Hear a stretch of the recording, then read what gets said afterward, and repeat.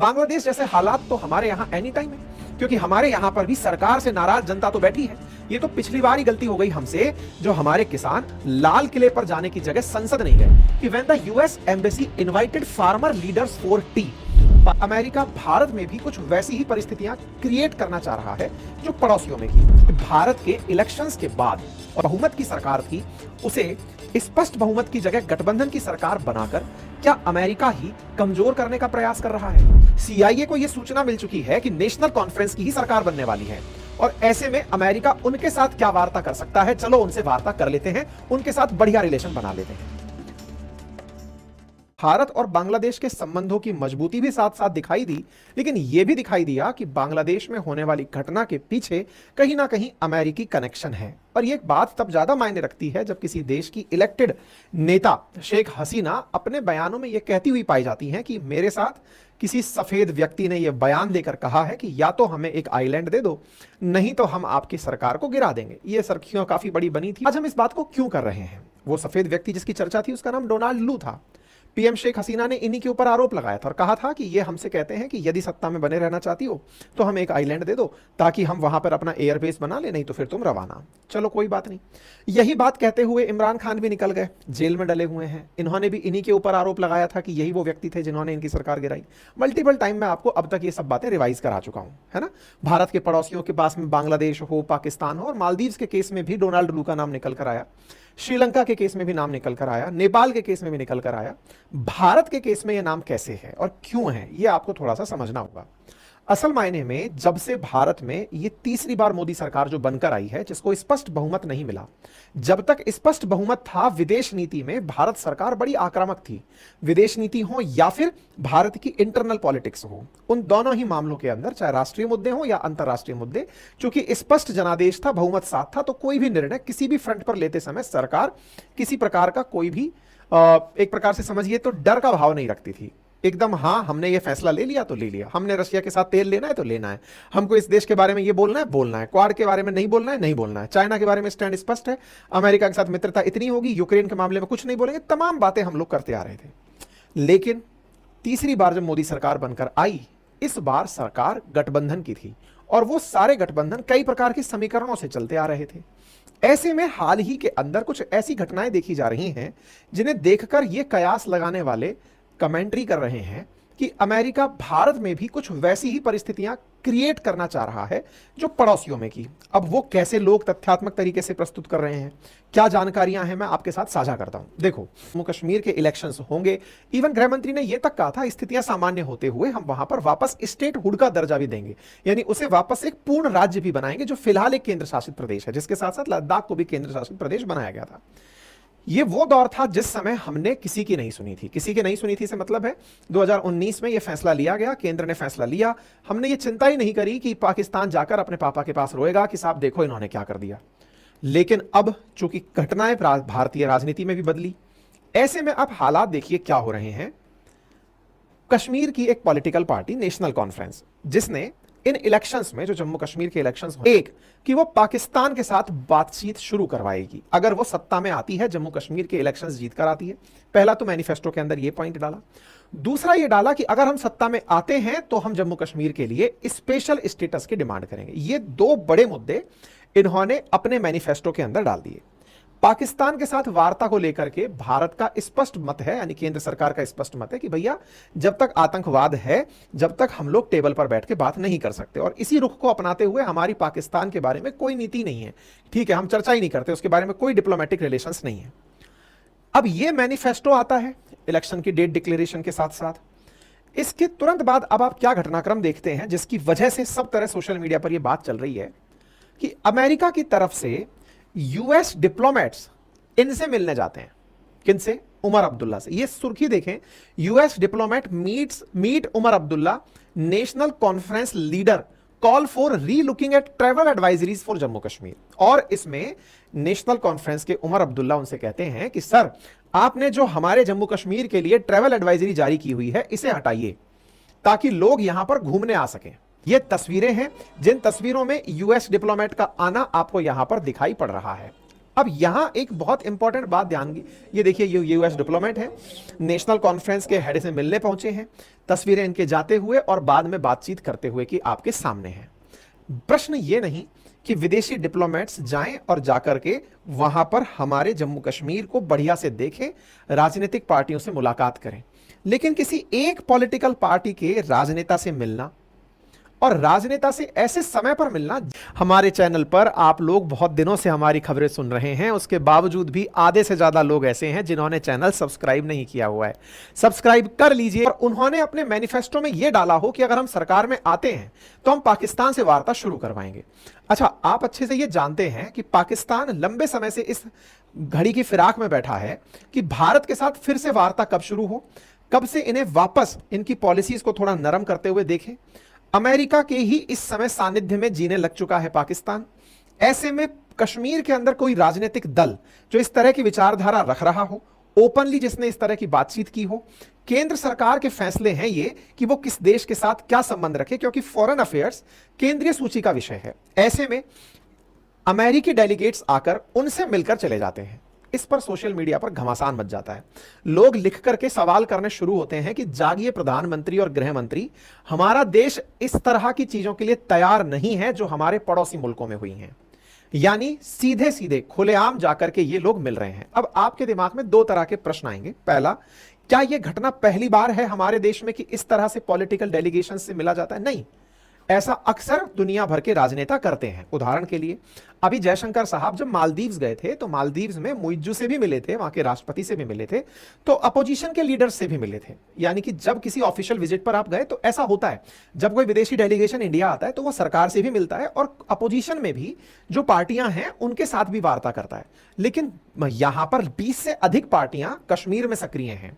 ऐसे में इलेक्शन के समय पर आपका किसी एक पार्टी के साथ मिलकर चले जाना यह बहुत सारे प्रश्न खड़ा करता है। यानी कि एक तरह से यह कहा जाए कि क्या अमेरिका चुनावों को प्रभावित कर रहा है क्या, कि यहां की जनता को यह लगने लगे कि देखो अमेरिका के पास खुफिया एजेंसी है सीआईए को यह सूचना मिल चुकी है कि नेशनल कॉन्फ्रेंस की ही सरकार बनने वाली है, और ऐसे में अमेरिका उनके साथ क्या वार्ता कर सकता है, चलो उनसे वार्ता कर लेते हैं, उनके साथ बढ़िया रिलेशन बना लेते हैं।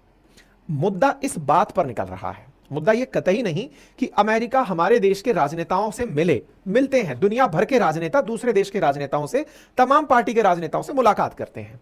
लेकिन जब बहुत सारी पार्टी हो तो अपोजिशन के अंदर या फिर वहां की राजनीतिक पार्टियों का एक प्रतिनिधि मंडल भी हो सकता था जिनसे यहां पर सरकारी तरीके से मुलाकात होती। लेकिन अमेरिका की इस मुलाकात से बहुत सारे प्रश्न खड़े हुए कि आखिर हमारे देश में जो एक लोकतांत्रिक सरकार चल रही है, तो क्या सरकार कमजोर है? सरकार किसी फैसले से डरी हुई है कि नहीं अमेरिका के सामने अगर मना किया तो पता नहीं वो क्या कर देगा? अच्छा, इस बारे में भी सवाल क्यों उठ रहे हैं? क्योंकि जो भारत सरकार रशिया यूक्रेन के 2.5 साल के युद्ध में एक बार भी यूक्रेन के बारे में कोई विचार, कोई सकारात्मक बयान या फिर उनके बारे में कि भाई उनके पास जाएंगे, ऐसा कोई विचार नहीं रख रही थी। लेकिन जब तीसरी बार गठबंधन की सरकार बनकर आई, जब जनता ने स्पष्ट जनादेश उन्हें नहीं दिया, तो वो क्या अमेरिका के डर में ही यूक्रेन गए थे क्या, कि अमेरिका ने उन्हें प्रभावित कर दिया कि भैया देखो अगर तुम नहीं आए तो मैं तुम्हारे साथ ये कर दूंगा? ये बड़ा ही हालांकि स्पष्ट तरीके से सामने आने वाली तो ना तो विदेश मंत्री आकर बयान देंगे ना ही अमेरिका आकर बयान देगा। लेकिन चूंकि सोशल मीडिया का दौर है, न्यूज चैनल्स का दौर है, इस समय में आपको सूचनाएं पता चल जाती हैं कि दुनिया में चल क्या रहा है ना। अब ये आपके ऊपर है कि आप इसको कैसे सोच पा रहे हैं कि ये किस दिशा में जा रहा है। एक और पैरेलल घटना यहां पर घटित होती है, और वो क्या है? खैर, इससे पहले मैं एक जानकारी और दे दूं। यहां पर जो जानकारी निकल कर आई कि उमर अब्दुल्ला ने अमेरिकी डेलीगेट से यह कहा है कि साहब कश्मीर घूमो, बढ़िया कश्मीर हो रहा है, और ऐसे में आप और फॉरेन डेलीगेट्स को भी बोलिए कि वो कश्मीर घूमने आए। कश्मीर को लेकर के जो अमेरिका ने ट्रैवल एडवाइजरी जारी कर रखी है कि यहां पर बड़ी अशांति है, ऐसा कुछ नहीं है, आप अपने लोगों को यहां पर भेजें। ये एक सकारात्मक मंतव्य है जो निकलकर बाहर आया, जो निकलकर मीडिया में आया वो ये है कि यहां पर उमर अब्दुल्ला जी ने उनसे ये कहा कि सर आप यहां पर लोगों को घूमने भेजें, अपने अमेरिकन नेशनल्स जो हैं उन्हें इस यूनियन टेरिटरी में घूमने के लिए जो आपने मना किया हुआ है उन्हें यहां पर भेजिए, यहां पर ऐसा कुछ नहीं है, बड़ी शांति है। ऐसी न्यूज निकल कर आई है। बिकॉज क्यों? क्योंकि असल में ट्रैवल एडवाइजरी अमेरिका के द्वारा जारी की गई थी जुलाई 2024 में, जब यहां पर बहुत सारे आतंकी हमलों की सूचनाएं निकल रही थी। आपको मालूम होगा जम्मू के अंदर किस तरह की आतंकी घटनाएं बैक टू बैक रिकॉर्ड की गई थी। उस दौरान अमेरिका के द्वारा एडवाइजरी इस क्षेत्र को लेकर जारी की हुई थी। इस पर उमर अब्दुल्ला जी ने इनसे यह कहा। अच्छा, भारत आफ्टर ऑल इस तरह की चीजें होते हुए देख रहा है। ऐसे समय पर जब कश्मीर में आतंकवाद पनपा है, रिसेंटली जम्मू क्षेत्र काफी सेंसिटाइज हुआ है, और भी कुछ चीजें यहां पर मीडिया में तैर रही हैं। अब उनकी सत्यता हम प्रमाणित नहीं करते, लेकिन देश के प्रतिष्ठित अखबारों में से जो चर्चित अखबार हैं उनमें से एक लिखता है, और अगस्त 25 की खबर है कि अमेरिकी दूतावास ने जब किसान नेताओं को चाय पर बुलाया। अब अगस्त 25 की यह खबर एक और मीडिया आउटलेट के द्वारा ली गई, जिसमें यह लिखा गया कि when the US embassy invited farmer leaders for T, parliamentarian करके कोई न्यूज चैनल है इसने। अब इसको इसके अलावा हमने कहीं और नहीं देखा। हमारे सेशंस में हम जो भी खबर लेकर आपके साथ साझा करते हैं वो जनरली किसी ना किसी न्यूज चैनल में आई हुई खबर होती है, क्योंकि हम कोई मीडिया हाउस तो है नहीं, एनालिसिस का काम कर रहे हैं, इन पॉइंट्स को समझने का प्रयास कर रहे हैं कि चल क्या रहा है साहब। ऐसे में ये वाली जो घटना है पंजाब केसरी और पार्लियामेंटेरियन, अगर इस घटना को आप ध्यान से देखें तो अमेरिकी दूतावास ने जब किसान नेताओं को चाय पर बुलाया, अगर आप थोड़ा और पीछे जाएं तो आपको एक घटना याद आएगी, और वो घटना ये थी कि भारत के अंदर जो किसान आंदोलन के नेता रहे, अभी टिकैत साहब का एक बयान एबीपी न्यूज पे संभवतः वायरल हुआ था, जिसमें उन्होंने ये कहा कि बांग्लादेश जैसे हालात तो हमारे यहां एनी टाइम है, क्योंकि हमारे यहां पर भी सरकार से नाराज जनता तो बैठी है। ये तो पिछली बार ही गलती हो गई हमसे, जो हमारे किसान लाल किले पर जाने की जगह संसद नहीं गए, वो तो किसी ने उनको बरगला दिया। अगर हमारे किसान पिछली बार जब प्रोटेस्ट हुआ उसी समय अगर संसद पर चले गए होते तो ये सरकार तो जाने कब की चली गई होती। इसका मतलब यह है कि ऐसे में अगर इस खबर के अंदर कोई सत्यता है कि यूएस एम्बेसी इनवाइट करती है फार्मर लीडर्स को, और फार्मर लीडर्स इस खबर में लिखा है कि यहां पर ये किसान जो पहुंचे वो एमएसपी जैसे मुद्दों पर, लोन वेवर जैसे मुद्दों पर अमेरिका के डिप्लोमेट्स से बात करते हैं। देखिए अगेन, मुझे तो 1% भी इस बात पर बिलीव नहीं है। क्यों नहीं है? क्योंकि मुझे और किसी मेन स्ट्रीम मीडिया में दिखाई नहीं दिया इन 2 न्यूज चैनल्स के अलावा। लेकिन अगर इसमें रत्ती भर भी सत्यता है तो ये एक बहुत बड़ी चिंता की बात है। क्यों चिंता की बात है? भाई हमारे देश का मामला है, हम निपटेंगे। हमारे देश के राजनेता, चाहे वो सत्ता पक्ष के हों या विपक्ष के हों, भारत के अंदर किसान बहुत बड़ी भूमिका निभाते हैं। भारत की अर्थव्यवस्था के साथ साथ लेबर इंटेंसिव फील्ड है हमारा, प्राइमरी सेक्टर मुख्यतः किसानों से गवर्न है, अन्नदाता है हमारे। अगर उनकी कोई परेशानी है तो हमारी सरकार, सत्ता पक्ष, विपक्ष, स्टेट गवर्नमेंट्स ये निपटेंगी ना। अमेरिकन डेलीगेट्स उन्हें बुलाकर चर्चा ही क्यों कर रहे हैं? मतलब क्या आप लोग हमारे आंतरिक मुद्दों पर इंटरफेरेंस दे रहे हो क्या? अगर यह सत्य है तो यह गंभीर चिंता की बात है। ऐसी ही लोगों ने एक खबर और ढूंढ निकाली, और वो खबर क्या थी कि यूएस काउंसिल जनरल जो हैं वो एआईएम चीफ जो हैं असदुद्दीन ओवैसी, उनसे मिलती हुई तस्वीर दिखाते हैं। 13 अगस्त को ओवैसी साहब से यूएस के काउंसिल जनरल मिलती हैं, उनकी तस्वीर आती है। सोशल मीडिया पर लोगों की प्रतिक्रियाएं आती हैं कि साहब ये हो क्या रहा है। मतलब अगेन मैं यहां पर याद दिला दूं कि किसी भी पक्ष के लीडर से मिलना किसी भी लोकतांत्रिक देश में एक खुली और स्वस्थ परंपरा है, लेकिन सामान्यतया वो उन लाइन और लेंस पर रखी जाती है जिसमें देश को भी यह लगे कि हमारे जनादेश को सुना जा रहा है। अगर भारत के विदेश मंत्री मालदीव्स जाते हैं तो राष्ट्रपति से भी मुलाकात करते हैं, तो सारे अपोजिशन लीडर्स या अपोजिशन के जो मुख्य नेता हैं उनसे भी मुलाकात करते हैं एज ए होल, ये नहीं कि तुम मेरी पसंद की पार्टी हो। इस तस्वीर के भी बहुत सारे मायने लोग निकाल रहे हैं। कहने का मतलब कुल मिलाकर यह है कि भारत के इलेक्शंस के बाद, और इलेक्शंस में भी जिस तरह का माहौल रहा, और उस माहौल के बाद जो पहले बहुमत की सरकार थी उसे स्पष्ट बहुमत की जगह गठबंधन की सरकार बनाकर क्या अमेरिका ही कमजोर करने का प्रयास कर रहा है? क्या अमेरिका की ही यह मंशा है कि देश के अंदर अस्थिरता आए? और अस्थिरता क्यों आए, इसके पीछे काफी सारे मायने अमेरिकी वर्चस्व से जुड़े हैं। और यह आपको भी बेहतर तरीके से समझ में अब आता है कि चूंकि अमेरिका के हितों को भारत ने जब रशिया यूक्रेन चला तब पूरी तरह किनारे रखा कि देखो आपका इंटरफेरेंस हम उतना ही मानेंगे जितना हमारे काम का है। आप ऐसे समझें कि अमेरिका ने भारत और पाकिस्तान में, भारत के केस में जब बहुमत की सरकार थी तब एक बहुत बड़ा चैलेंज फेस किया था, और वो क्या था? पाकिस्तान ने रशिया के साथ मित्रता का जब हाथ बढ़ाया, इमरान खान ने जब रशिया के साथ मित्रता का हाथ बढ़ाया सस्ते तेल और अनाज के लिए, तो इमरान खान को जेल जाना पड़ा, अपनी पार्टी पूरी तरह बर्बाद, मतलब उसके चिन्ह तक खत्म कर दिए, पार्टी तक खत्म कर दी, और दूसरी नेताओं की सरकार वहां बैठा दी। भारत के केस में क्योंकि स्पष्ट जनादेश एक पार्टी के साथ था, तो भारत की राजनीतिक पार्टी उस समय यह फैसला कर पा रही थी कि नहीं, भारत के हित में है सस्ता तेल लेना, भारत के हित में सस्ता तेल है, इससे ही भारत की इकोनॉमी नहीं गड़बड़ाएगी। जेलेंस्की के उस समय जो विदेश मंत्री थे, उन्होंने, अमेरिका ने हम पर खूब प्रेशर यह क्रिएट किया था कि आप तेल ना खरीदें इनसे, क्योंकि आप जब तेल खरीदते हैं तो उससे रशिया हम पर वेपन प्रयोग करता है। अब आपके दिमाग में एक प्रश्न आएगा, क्या इस बात में सत्यता है? मैं आपको क्या कह रहा हूं, मोदी जी अभी जब जेलेंस्की से मिलकर आए, जेलेंस्की जी मोदी जी से मिलने के बाद में प्रेस कॉन्फ्रेंस में बोलते हैं कि मैंने उनसे कहा कि सर अगर आप शांति चाहते हो तो रूस से तेल खरीदना बंद कर दो, क्योंकि आप तेल खरीदते हो, उस तेल के चलते ही ये लोग आगे चलकर हम पर वेपन बरसाते हैं, हम पर गोले डालते हैं। मतलब अमेरिकी मंशा जेलेंस्की के मुंह से पब्लिकली निकलकर भी आई जब उन्होंने यह कहा कि आप तेल खरीदना बंद कर दो, तेल खरीदना बंद कर दो, रशिया युद्ध करना बंद कर देगा। मतलब भारत पर इस लेवल का प्रेशर क्रिएट किया जा रहा है। आप सोचिए, जहां इलेक्शन से पहले भारत पीस कॉन्फ्रेंस के अंदर, पीस समिट के अंदर जाना ही इनकार कर दिया था कि भाई हम लोग इस तरह की चीजों में नहीं जाएंगे, हमारा पक्ष स्पष्ट है, रशिया हमारा मित्र है। लेकिन अभी क्या हुआ है, जेलेंस्की उल्टा भारत से कहे हैं कि सर इस बार पीस समिट आप बुलाइए, रशिया यूक्रेन के बीच में शांति स्थापित कराने का कार्य आप कीजिए। ये अभी की यात्रा की बातें मैं दिखाऊंगा आपको आगे। ऐसे में अब चूंकि भारत के अंदर चुनाव, स्टेट्स में तो एनी टाइम भाई हमारे देश के अंदर कभी ना कभी किसी ना किसी राज्य में चुनाव चल रहे हैं, तो अमेरिका की मंशा है क्या?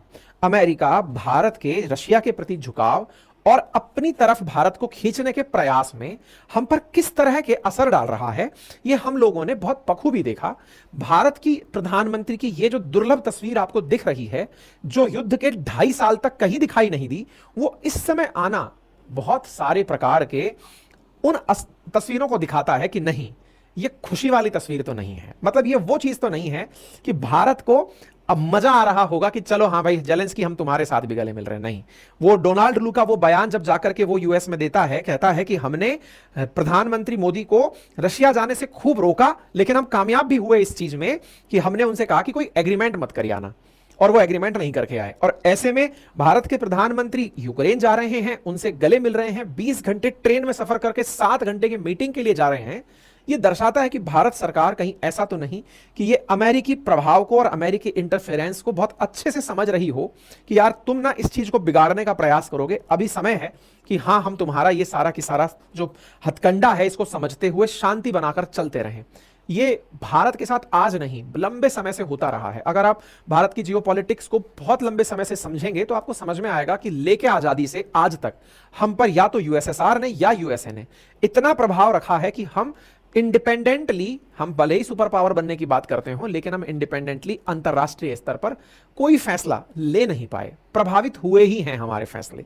ऐसे में यह तस्वीर बहुत से लोगों को अंदर से आत्मावलोकन के लिए विवश करती है कि क्या भारत को इस प्रकार की जो सरकार देखने की मिली वो सरकार लाचार है क्या? और ऐसे में प्रधानमंत्री का जाना, अमेरिका के डेलीगेट्स का सीधा सीधा कश्मीर में होना, फार्मर लीडर्स से मिलना, फार्मर लीडर्स वाली न्यूज चूंकि मुझे 2 ही जगह दिखी है, ज्यादा जगह नहीं दिखी है, मैं इसकी सत्यता फिर से कहूंगा कि आप पुष्ट करें।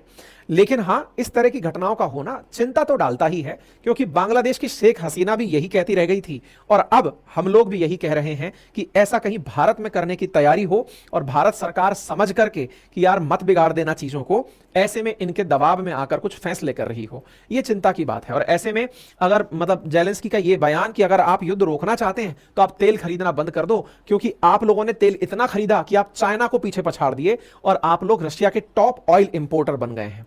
हमारे चैनल पर आप लोग बहुत दिनों से हमारी खबरें सुन रहे हैं, उसके बावजूद भी आधे से ज्यादा लोग ऐसे हैं जिन्होंने चैनल सब्सक्राइब नहीं किया हुआ है। सब्सक्राइब कर लीजिए।